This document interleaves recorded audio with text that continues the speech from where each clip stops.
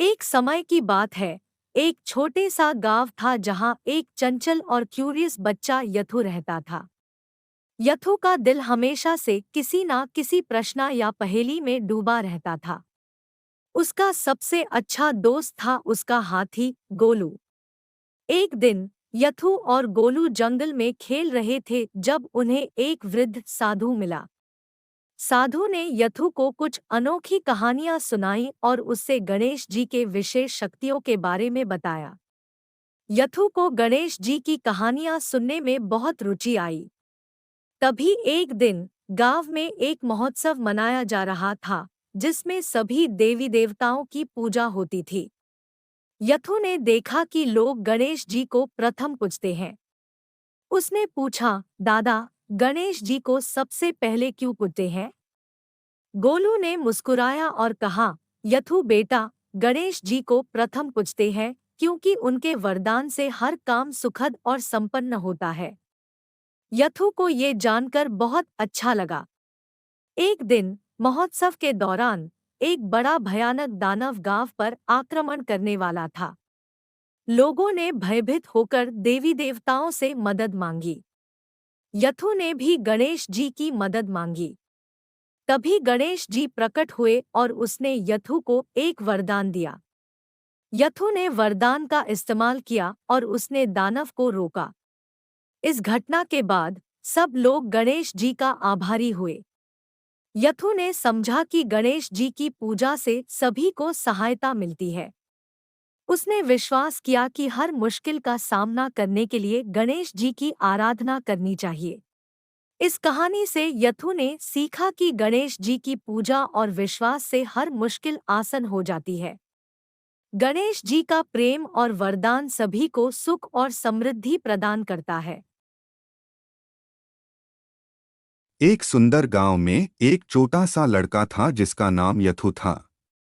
यथु बहुत ही हिम्मत वाला और समझदार था। उसका सपना था कि वो एक दिन अपने गांव को किसी बड़ी मुसीबत से बचाए और अपने दोस्तों की मदद करे। उसका सबसे अच्छा दोस्त एक बड़ा और भयानक बाघ था जिसका नाम बघीरा था। बघीरा एक शक्तिशाली और दरवाना बाघ था, लेकिन उसकी दोस्ती यथु के साथ सबसे अलग थी। बघीरा ने यथु को बचपन से सिखाया था कि हिम्मत और साहस से हर मुश्किल का सामना किया जा सकता है। एक दिन गांव में एक औरत का बच्चा गुम हो गया और सब लोग परेशान हो गए। यथु और बघीरा को ये बात पता चली तो वो तुरंत उनकी मदद करने के लिए तैयार हो गए। यथु ने बघीरा को ढूंढा और उसे ये दुख सुनाया। बघीरा ने भी अपने दोस्त का साथ दिया और उसके साथ बच्चे की खोज में निकल पड़ा। दिन गुजर गया, लेकिन बच्चा नहीं मिला। पर यथु और बघीरा ने हिम्मत नहीं हारी। वे अपनी दोस्ती और साथ में मिलकर खोज जारी रखे। एंड में बघीरा ने एक गुफा में बच्चे को ढूंढ लिया। बच्चा दरिया के किनारे अकेला बैठा था, भटक गया था। बघीरा ने बच्चे को अपने मुंह से उठाया और उससे यथु के पास ले गया। सब लोग बहुत खुश थे कि बच्चा सुरक्षित मिला। इस घटना के बाद गांव के लोग यथु और बघीरा की दोस्ती को और भी सम्मान देने लगे। उनकी अनोखी दोस्ती और साहस ने उन्हें असली हीरो बनाया। दोस्तों की दोस्ती में साथ देना ही असली दोस्ती है, और यथु और बघीरा ने ये बात पूरा किया। उनकी अनोखी दोस्ती गांव के लोगों के दिलों में हमेशा जिंदा रहेगी। एक छोटे से गांव में एक चंचल और मस्तीखा बच्चा राजू रहता था। राजू का दिल हमेशा से किसी ना किसी अनोखे किस्से और काल्पनिक दुनिया में डूबा रहता था। एक दिन राजू जंगल में खेलते खेलते भटक गया। जब रात हो गई, राजू को रास्ता भटक गया और वो अकेला जंगल में खो गया। उसने आवाज लगाई पर कोई जवाब नहीं मिला। तभी एक वृद्ध वनवासी राजू को देखकर परेशान होकर उसके पास आया। उसने राजू को सहायता की और उसे अपने घर ले गया। उस वृद्ध वनवासी का नाम हनुमान था। हनुमान ने राजू को अपने घर में स्वागत किया और उससे खाना खिलाया। राजू को हनुमान जी की शक्ति और ज्ञान से प्रभावित होकर उसने उनसे कहा, क्या आप मुझे घर तक वापस ले जा सकते हैं? हनुमान जी ने राजू को आशीर्वाद दिया और कहा, बच्चे, डरने की कोई जरूरत नहीं है। मैं तुम्हें घर तक ले जाऊंगा। अगले दिन सुबह हनुमान जी ने राजू को अपने बाली से उठाकर उड़ने के लिए कहा। राजू को उड़ते हुए हनुमान जी की शक्ति देखकर हैरत हुई। उसने देखा कि हनुमान जी की शक्ति और साहस में कुछ खास है। सफर के दौरान हनुमान जी ने राजू को अनेक प्रेरणादायक कहानियां सुनाई और उनकी ज्ञान की बातें सिखाई। राजू ने हनुमान जी से बहुत कुछ सीखा, जैसे साहस, स्नेह और न्याय।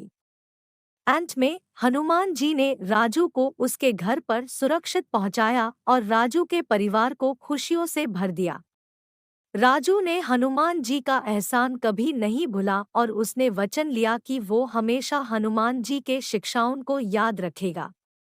इस कहानी से राजू ने सीखा कि हर मुश्किल का सामना करने के लिए साहस और न्याय की जरूरत होती है और हर कठिनाई से गुजरने के लिए स्नेह और मदद की जरूरत होती है।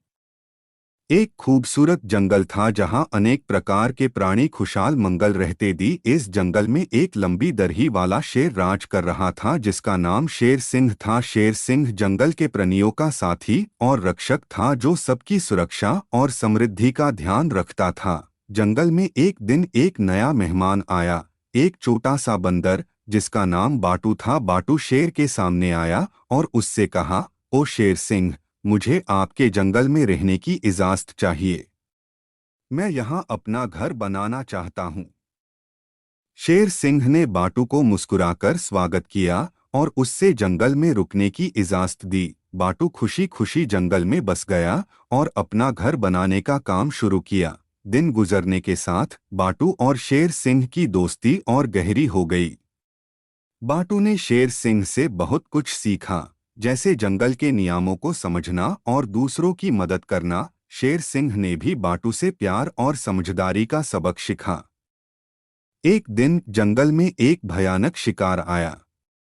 एक बड़ा और खतरनाक शेर जंगल में घुस गया था और सब प्राणियों को खतरे में डाल दिया था। शेर सिंह ने समझदारी से सब प्राणियों को एकत्रित किया और मिलकर शिकार को रोका। बाटू ने अपनी चालाकी और जंगल के राज को जानकर उस शिकार को समझदारी से परास्त किया और सब प्राणियों को बचा लिया। शेर सिंह और बाटू की साथ में की गई टीम वर्क ने जंगल की समृद्धि को बचा लिया। इस कहानी से हमें ये सीख मिलती है कि दोस्ती, समझदारी और टीम वर्क की शक्ति से हम किसी भी मुश्किल को पार कर सकते हैं। शेर सिंह और बाटू की दोस्ती ने उन्हें एक दूसरे का साथ देने का मतलब सिखाया और जंगल के सुखद वातावरण को बचाकर रखा।